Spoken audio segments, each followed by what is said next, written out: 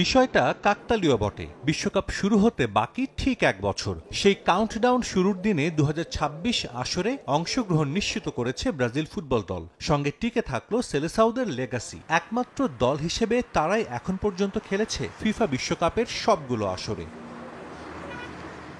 কাতার বিশ্বকাপে ভরাডুবির পর থেকেই পছন্দের একজন কোচ খুঁজে বেরিয়েছে ব্রাজিল ফুটবল কনফেডারেশন। দোরিভাল জুনিয়রকে দায়িত্ব দিলেও সিবিএফ এর লিস্টে 1 নম্বরে ছিলেন কার্লো অ্যাঞ্চেলোত্তি। ইতালিয়ান কোচ দায়িত্ব নেয়ার পর ব্রাজিল দল ঘিরে সমর্থকদের স্বপ্নের পরিধিও বড় হয়েছে। হৃদয় নিংড়ানো ভালোবাসায় অ্যাঞ্চেলোত্তিকে বরণ করে নেন ব্রাজিলিয়ানরা।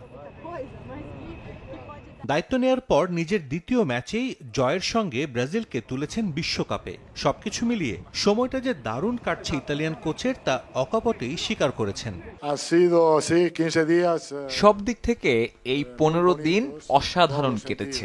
ব্রাজিলের মানুষের কাছ থেকে আমি যে অভ্যর্থনা পেয়েছি তা কখনো ভুলবো না। সিবিএফ এর ভেতরের পরিবেশও দুর্দান্ত, ঠিক পরিবারের মতো। খেলোয়াড়দের মনোভাব এবং তাদের যে সুসম্পর্ক রয়েছে সবকিছুই আমার ভালো লেগেছে। প্যারাগুয়ের বিপক্ষে ব্রাজিলের জয়ের ব্যবধান 1 গোলের হলেও ব্রাজিলের খেলায় যেন ফিরে এসেছে পুরনো সুর। 2 ম্যাচে ভিন্ন ভিন্ন আক্রমণ ভাগ সাজিয়ে দল মাঠে নামান কার্লো। ইতালিয়ান কোচের কৌশলে ধীরে ধীরে ধাতস্থ হতে শুরু করেছে ব্রাজিল। প্যারাগুয়ের বিপক্ষে জয়ের পর পুরো দলেরই প্রশংসা করেন এই কোচ। ভিনিসিউস, কুনিয়া, মার্তিনেলি দারুণ খেলেছে। রাফিনিয়াও অসাধারণ। আর কাসেমিরো দলের নিরাপত্তা প্রহরীর মতো একজন। নেতৃত্ব আর কোয়ালিটিতে সে অনন্য। মার্কুইনোস, দানিলো, অ্যালিসনের মতো সেও দলের একজন নেতা।